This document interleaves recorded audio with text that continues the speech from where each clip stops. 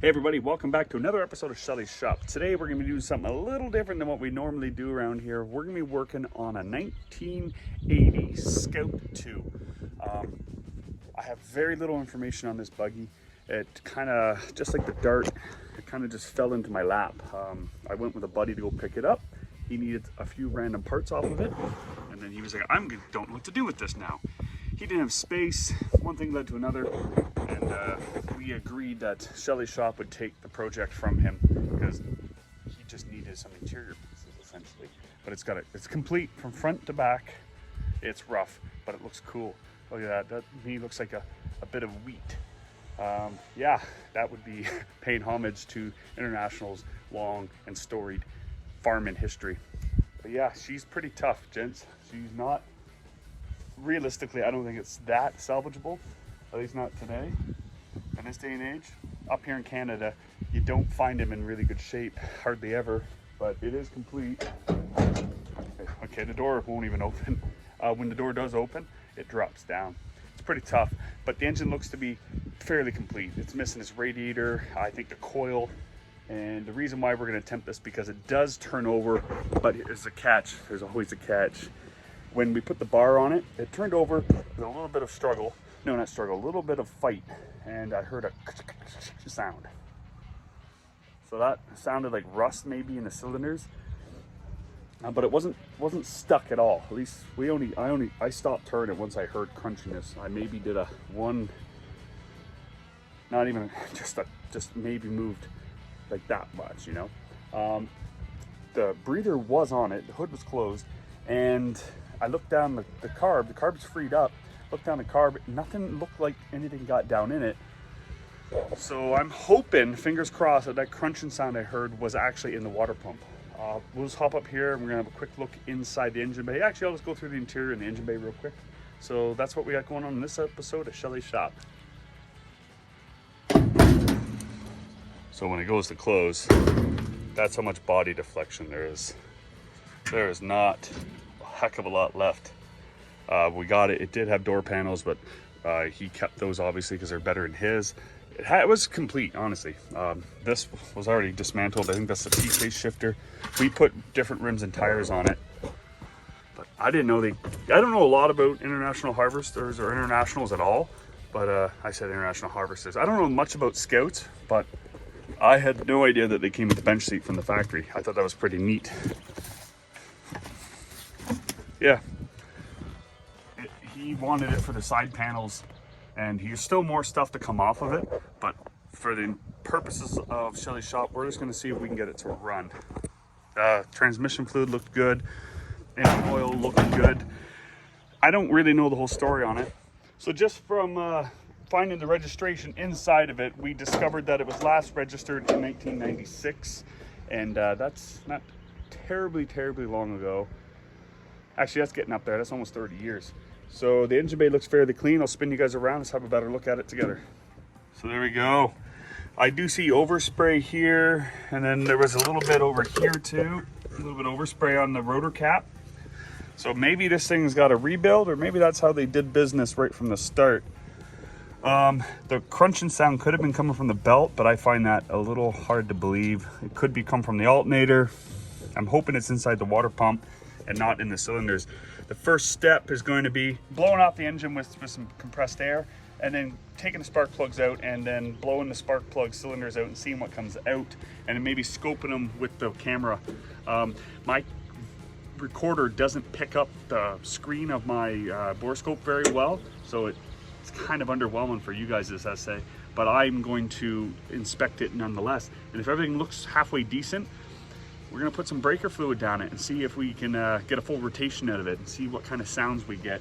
Because as I was stated earlier, it looks like it's just missing the coil and one other thing which I already forgot. So let's go ahead and get the air line all ran out. Okay, let's go ahead and get some of this crap blown off. Make sure that's tightened down some. There's a mouse infestation on top of this here. It's the best way to get hantavirus if you ask me.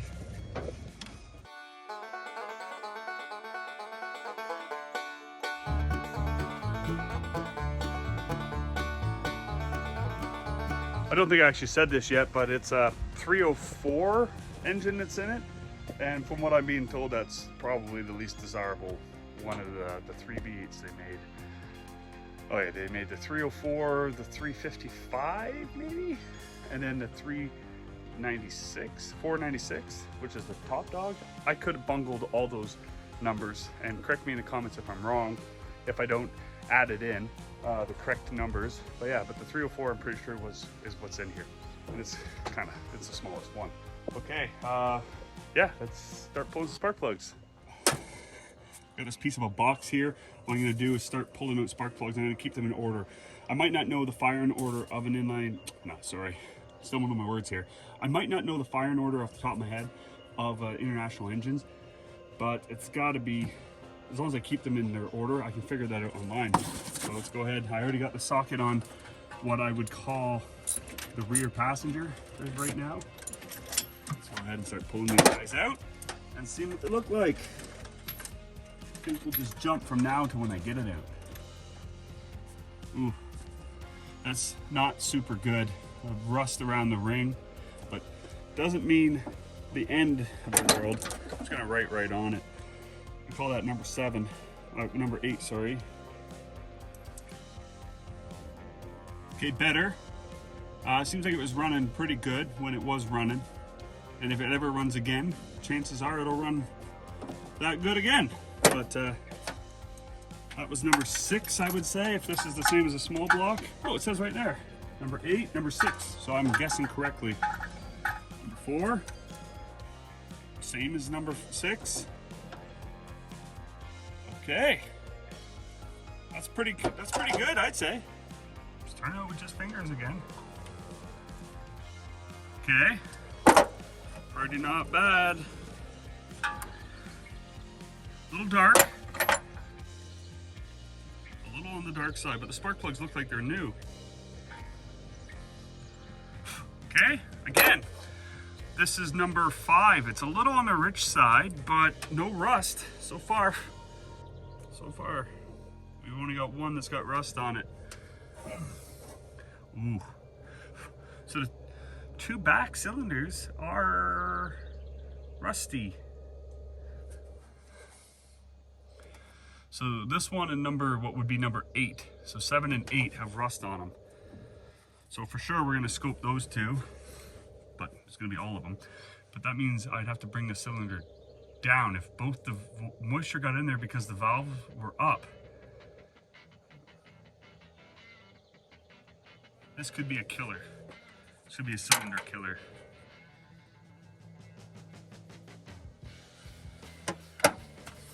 Okay, we're not dead yet. I'm gonna scope them and then I'll shoot air down on a rod down there to hopefully knock out any debris that has potentially fallen down in there.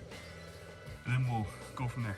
Okay, if you can make that out, that is probably the mount I moved the piston, and you pull it back, that's slag on the walls, that's rust. So yeah. So this is a good cylinder. I dare say this thing was rebuilt before it got water in it. I'm moving as slow as I can. The pistons look like brand new. There's no carbon buildup on them. But look at that wall. There it is. Look at that cross hatching. This looks like it's brand spanking new. So out of the cylinders I have scoped, they all look like that except for that rusty one was number 8, or sorry, number 7. I'm gonna scope number 8 now. So here it is. This is this is number 8. Gotta watch but you go above that nastiness, it looks good again. I don't see a lot of crud down there. So I'm going to, so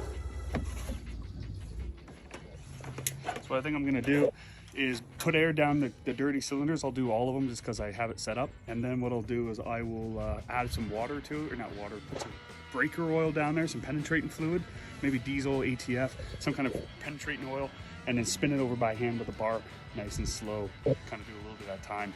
Who knows, those cylinder walls might clean up, because I'm now more convinced than ever that this is either extremely low kilometer engine or it's a fresh rebuild. Okay, I've got the Hubajack Amphibi 5000 all set up. Let's go to the cylinder number 1. Nothing looks like it came out there. One more angle. I'm not getting in there very far.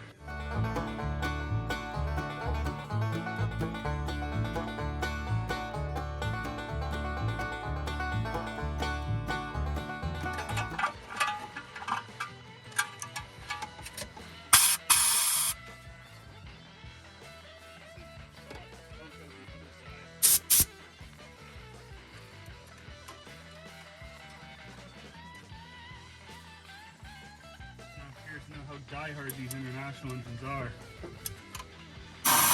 Whew. This is the worst cylinder by far.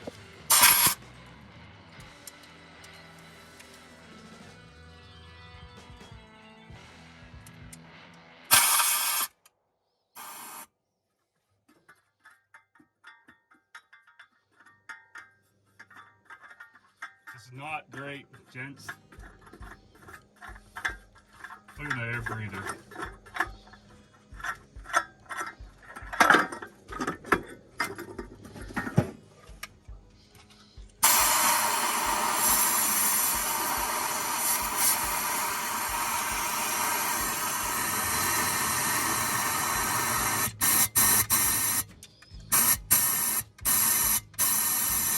Yeah, just...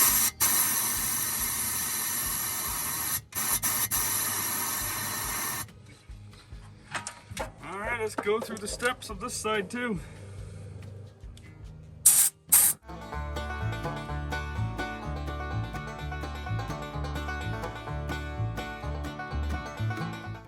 Okay, this is it, gents.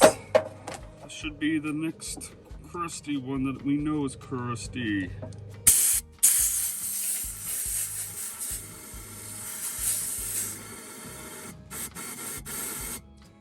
Not as much came out of that one as I thought would. Okay, but number 7 is really bad. And soak, and then we'll try the bar on it. I don't want to be in a big hurry to turn it over with the bar, but a little bit of time won't hurt it none. It'll only be beneficial. But I do want to see if this sucker's going to do a full rotation, see if the valve's open. We'll just go from there nice and slow. So I'm sitting here in the shade trying to cool myself off here some. And I'm starting to have second thoughts about just pouring oil down it and then trying to fire it up like that. I know the right thing to do is pull the heads off, clean the cylinder, inspect it and see how far gone it really is. I have to think about this a little bit because there's a chance I could break a piston ring. I don't think it's so tight. I don't think it's, the engine's not locked or seized or whatever you want to call it. I bet you it'll do a full rotation. But I just need to decide if it's worth going a little bit further or just kind of carry on with what I was doing or do it the proper way, which is, like I just said, remove the head and inspect and clean and inspect. Give me a few minutes to kind of come up with a game plan here and then we'll carry on, maybe. Okay, I've made a decision. We are going to go ahead with trying to get some breaker fluid down in each cylinder. What I'm going to do is straight diesel. I'm hoping that that's going to be my best bet, because the engine's not necessarily stuck, at least not at the moment. It's just kind of crusty. So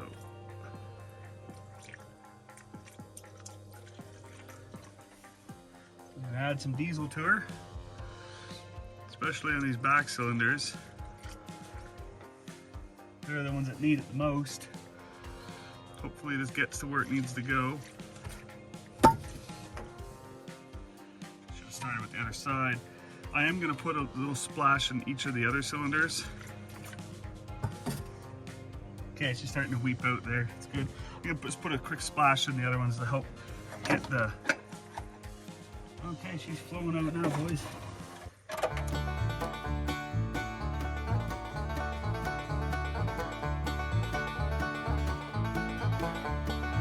Okay, number 8's gonna get a full cylinder as well.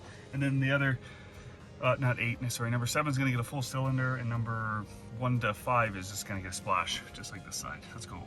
All right, all cylinders now have diesel in them. The back 2 are completely full, like I just said, and now it's just gonna be doing the waiting game. I'm gonna let this sit for probably an hour, 2 hours. The longer the better. And then we're gonna put a bar on it and try and crank it over nice and slow, kind of go back and forth, back and forth. I almost didn't put any fluid down in whatsoever in favor of doing it dry so I can blow the crap out of the cylinders. But I talked to my pa on the phone. We kind of think that this might be the best course of action. Well, obviously you need some lubrication, so this is what we're doing. Just to be clear, the smart thing to do is to pull the heads off and go through each cylinder, inspect it, clean it, inspect it. But that's not the program for this. This vehicle is very slim chance of it hanging around. It's literally just going to be see if it runs and then move it down the road. Would it be cool to have a little ditch banger?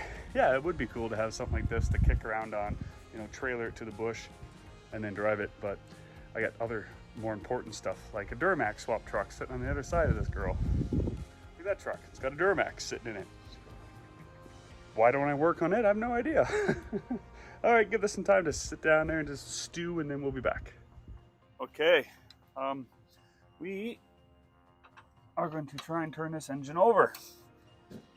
I couldn't get my ratchet to work because the extension is too big and I don't have the intermediate extension. I just have a 6-inch. I need like a 2 or 3-inch one. So I know the engine spins over, so there you go.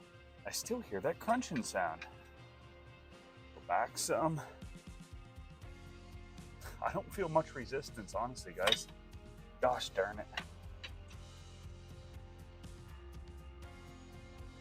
Oh, some resistance there. Back.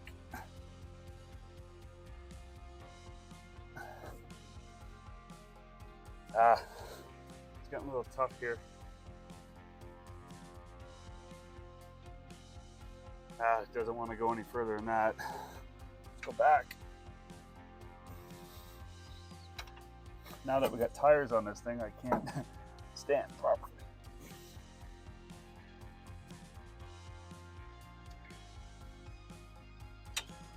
Well, diesel's coming out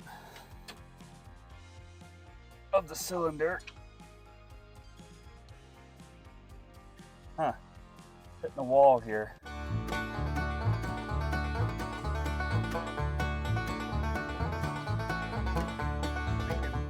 Now that we've disturbed it some, we'll let it sit a little bit more. Let it think about everything. Then we'll go again.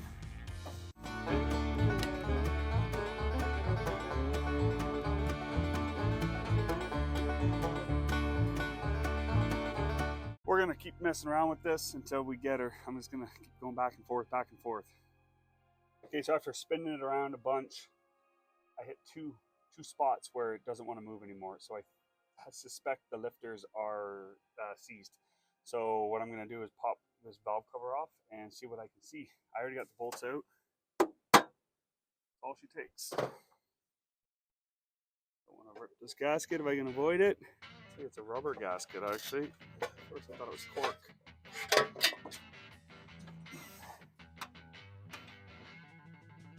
Okay, so on number 7 cylinder, I don't know if it's exhaust or gas, but one's moving for sure.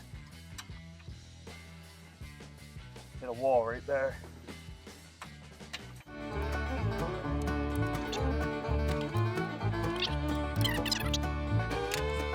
Now with some penetrating oil.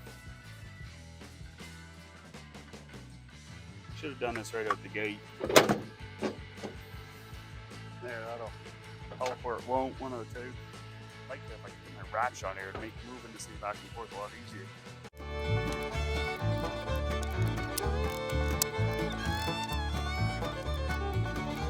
Okay, after a lot of finesse, I got this thing to finally spin over.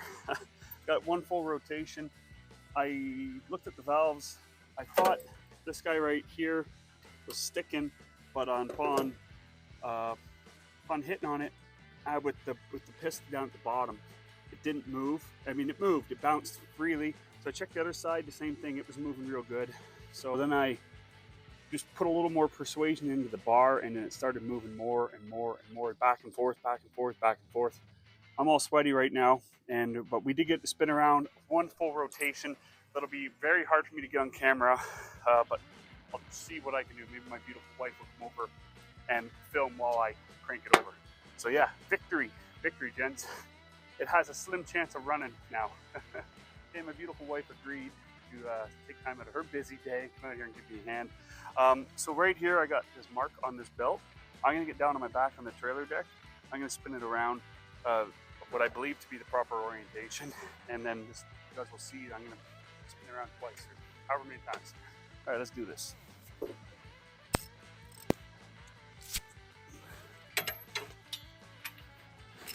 How many choice words am I gonna use, Nicole?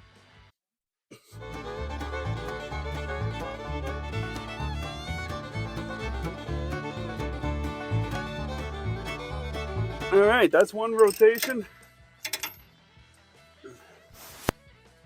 I think I should put a battery in it, see if it'll crank over in its own power. I will douse the cylinders one more time with a little bit, especially number 87. I think that's important, but it's a freed up engine now.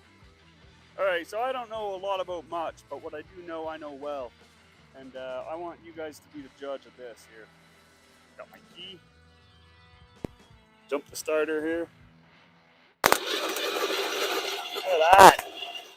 Oh.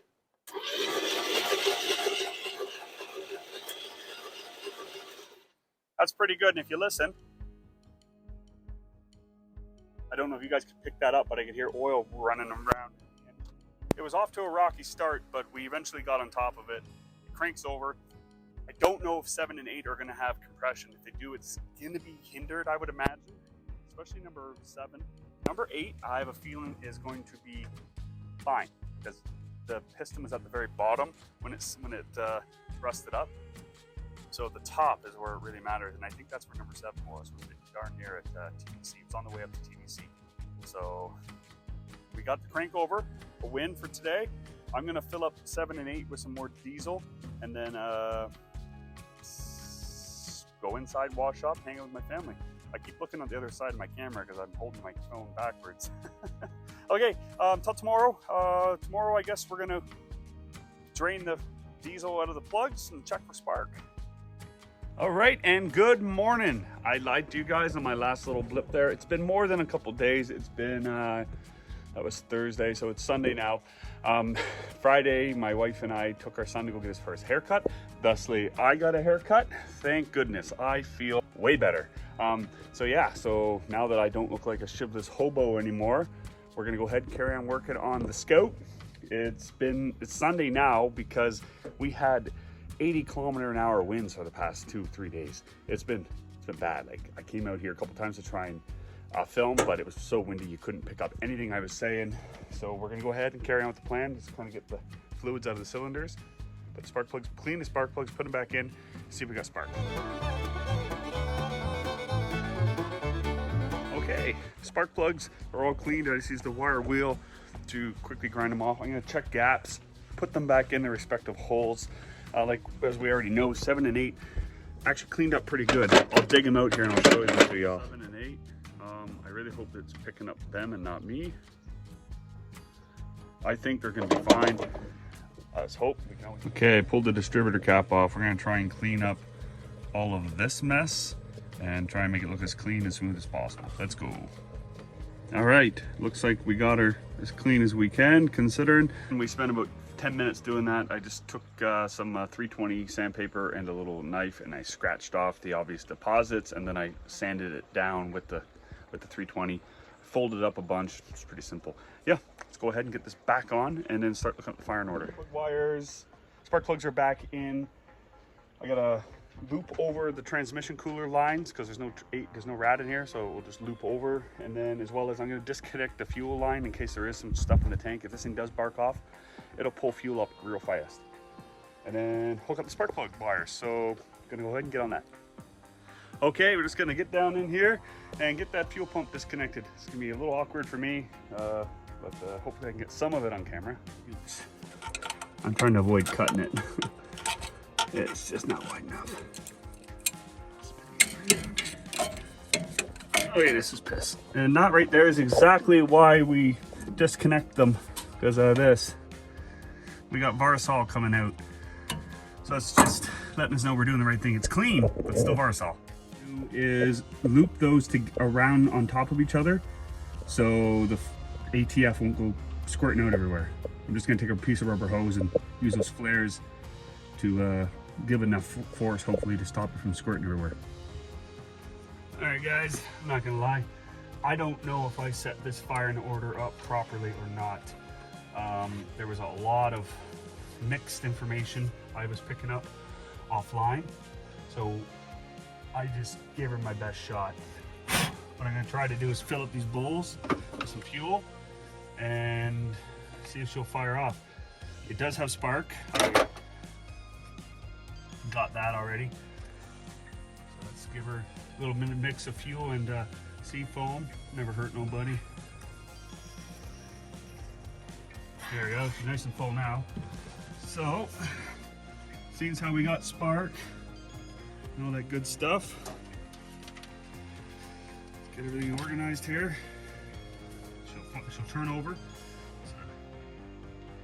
Okay, just got power to the coil. Sparking. So, oh, dude. Okay, after a lot of goosing around, I had the firing order all messed up. I think I was using the firing order off of an AMC, 304 AMC, which is apparently completely different. But I don't know. I just went down to my buddy's house, looked at his Scout. Actually, the guy we bought this off of, looked at his and mimicked that. I suspect it's gonna fire up. Go ahead, put a little go-go juice down in the carburetor and turn everything on and see if this sucker will run. Okay, let's see what happens.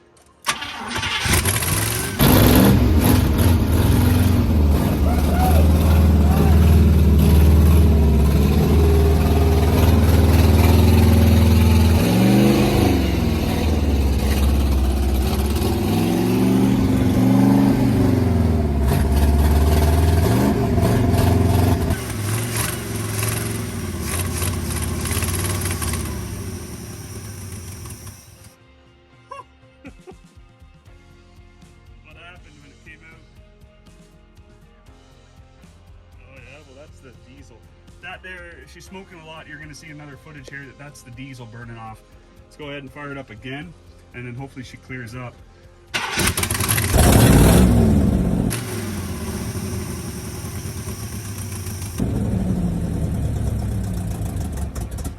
Gents, this thing runs. It's really smoky because of the diesel we had in the cylinders, but it's got a major ATF leak, and I can hear like gurgling sounds coming from the back of the engine. I'm pretty sure it's a torque converter screaming for fluid. So we're gonna address that. I gotta figure out where that leak's coming from before we run it anymore. And it doesn't have any coolant hooked in it, so you really shouldn't run it, but we've had it running for a total of 40 seconds so far. We can run a little bit longer once we figure out the coolant issue, and the ATF issue. So if we can get that to stop hemorrhaging ATF, and there is a leak coming out of the carburetor, if we can get those two things to kind of all work together, we could run this thing longer. It takes throttle, so that means the accelerator pump's working. It's just, I fill up the bowl and it just runs out the passenger side. Now it's all dripping down over the engine, down through the transmission inspection cover, and then down out that. And then as well as the transmission itself is puking its guts out. It's dribbling out, so I'm hoping the pan gasket's blown out on it.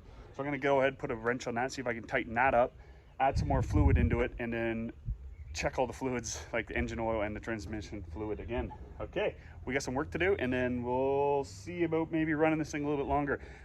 Well guys, I wonder why it's pissing ATF everywhere.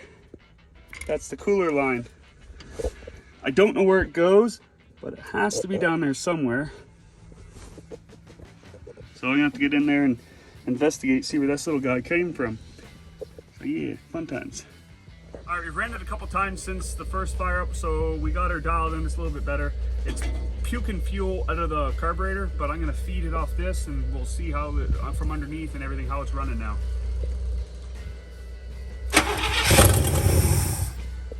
Okay, whenever I say that, I can't get to run.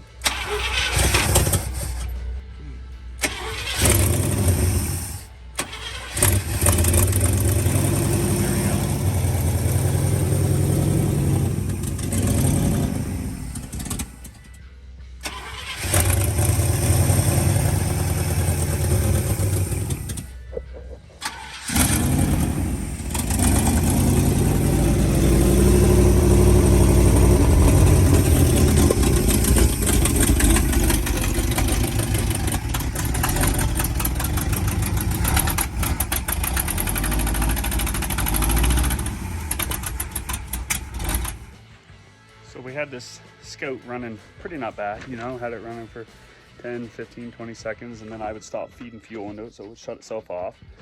And then started adding coolant to it and started running worse, and not coolant, sorry, I gotta stop saying that.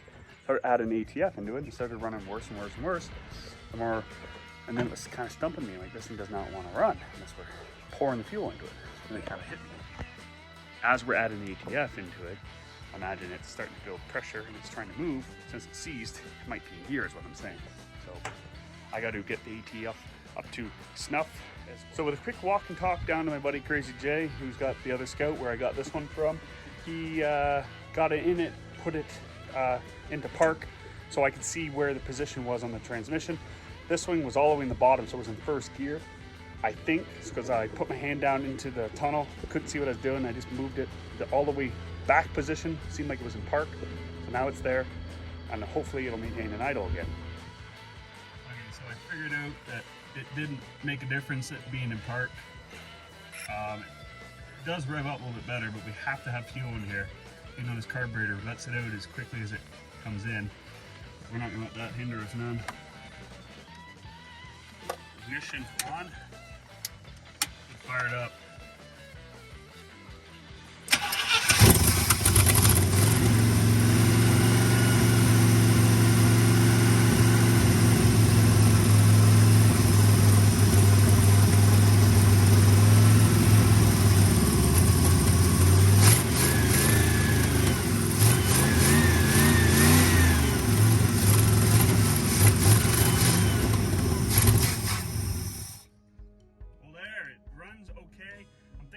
We're having is the carburetor itself. So considering the engine was seized at the beginning of this video, it's running, it's still burning off crud off of everything. I'm gonna try and wrangle my wife up to get a video of the undercarriage when it fires up, and then yeah, we'll see what else happens, but I'm feeling like this is coming to the close of this video.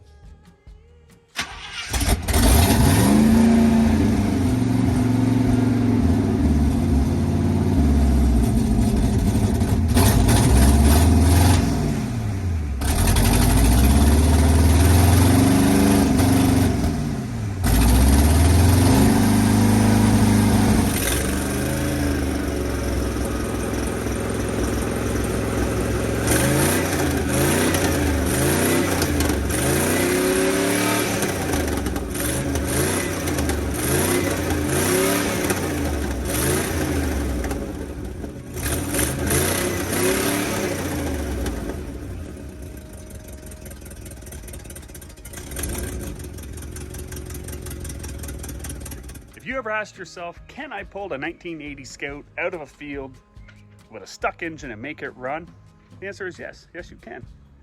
If it was in the same condition as this one. This one seems like it wants to run real well, actually, in my opinion. It needs a carburetor. We don't have a kit, and I don't know what the future of this one is, so I did get it to kind of maintain the idle, and I think it stopped puking fuel out. So to me, I'm calling this one a win here for Schelly's shop. And yeah, I'm thinking this 1980 Scout is on the cool side, honestly, in my opinion. It looks pretty badass. Look at that line down there. That's cool. Yeah, I heard somebody tell me once that these were given away with tractors. Like if you bought a tractor, you got a Scout 2 for free, or added into the price, no doubt. But yeah, this is a little 304 V8. Seems to run okay now. I don't know if we're going to take it any further, or if we will, or if we won't. It's yet to be seen. We're going to start pricing out some stuff in this. Like, I never wanted one of these. This just kind of fell into our lap here at Schelly's shop, like a lot of the cooler stuff does. And I don't know how much parts are going to be for this. We need to round up. If we were to take it any further, it's going to need some kind of brakes. It needs a shift cable. It needs all that shifter put back on there. It needs a cooling system. And then pressure washed underneath, figure that out. That's not even getting into the body work. And I don't think this thing deserves, no, deserve isn't the right word. I wouldn't mess with the aesthetics of it. This is how I like them. Just like that, honestly. Yeah, I would fix what needs to be fixed so the doors line up, and then make it so the doors shut properly, not like that. And then I'd leave it just like that. Maybe fill in the or the rust holes that need to be done.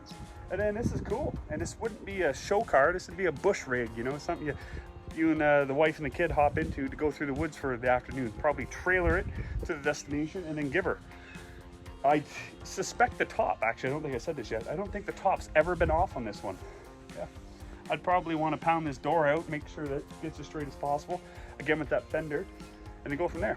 That's kind of, this is the only thing we're going to guarantee do for it. I need to hit the books and figure out if it makes sense for us as a channel and as a family to do any more work to this. I'm really torn on this one. Like all of them, I fall in love with all of them, but I'm really torn on this particular unit. Yeah, because it looks so cool. I like yellowy orange. I really do like that color. So it's all going to come down to what we think it's worth and what we think we can do to it, either up the value enough to make it worthwhile doing, or how much value it brings into our family. So until we figure that out, this is as far as we're going to take it. I really hope that you like what we did here on Schelly's shop in this episode. I really appreciate if you give us a like, a share, and a subscribe. It goes a long way. We are trying to hit 1,000 subscribers. Currently, we're at 680 or thereabouts. It goes up and down a little bit. We need to hit 1,000. And yeah, so if you could go ahead and do that for us, we really appreciate it. And until next time, cheers.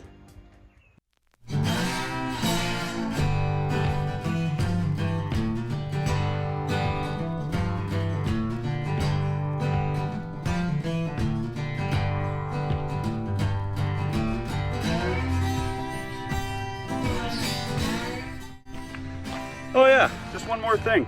If you guys want us to continue on working on the Scout, let us know in the comments. That would help us pick the direction we're going to take that little 4x4 in. Yeah, or if you guys think we should move on, also say that in the comments. Drop a comment down below